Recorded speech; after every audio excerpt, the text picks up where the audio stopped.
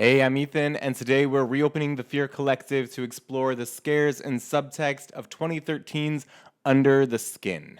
Here at Fear Collective, I discuss horror movies old and new, so if you want to learn more about horror and explore films that maybe you've never seen before, then hit the subscribe button and let me know in a comment what movie you want to hear me talk about. Today, we're talking about Under the Skin, which is directed and co-written by Jonathan Glazer. Walter Campbell also co-wrote the film, which is based on a novel of the same name, which was released in 2000. Produced by BFI and Film 4 for a budget of roughly $13 million, Under the Skin is a sci-fi drama that explores themes of identity and gender power dynamics. I will drop a spoiler warning and a timestamp in the description when I dive into spoilers, but until then, this video is safe viewing even if you haven't seen it, but you should.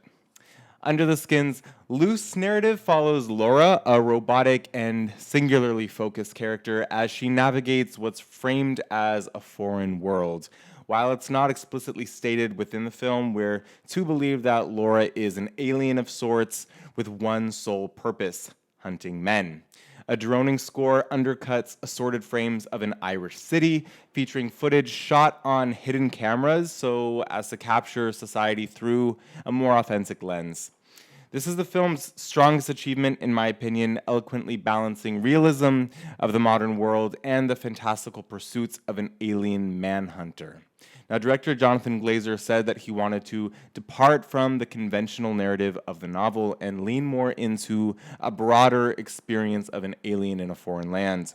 The film originally had a much bigger budget, and Brad Pitt was actually attached at one point, but ultimately the script was rewritten to be more simplistic, and Pitt's character was written out.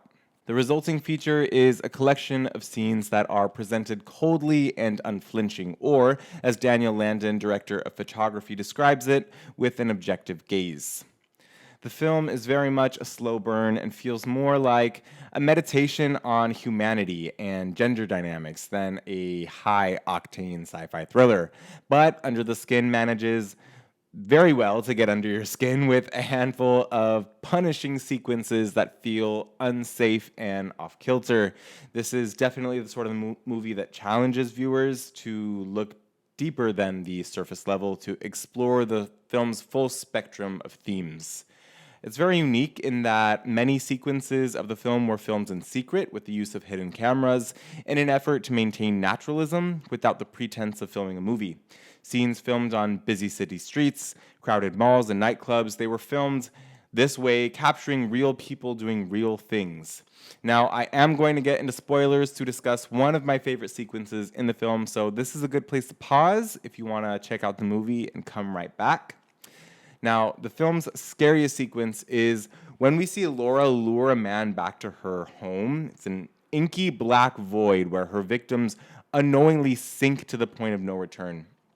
Their bodies are sort of suspended in nothingness until they are spontaneously evaporated, leaving behind only their deflated skin floating in the void like discarded snakeskin. And while the film's strength is in its ambiguity, I read this as a metaphor for the trauma of sexual abuse. Men traditionally inhabit predatory roles, preying on women and leaving them emotionally hollow.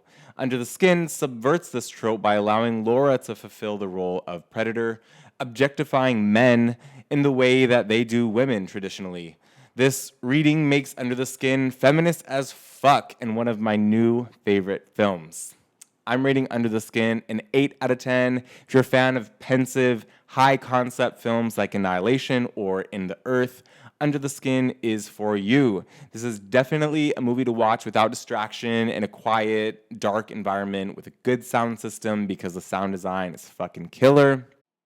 And if you want to get in touch with me, I'm on Instagram at The Fear Collective, and I also co-host a podcast with my best friend called Planet Spook, which is now streaming on all platforms.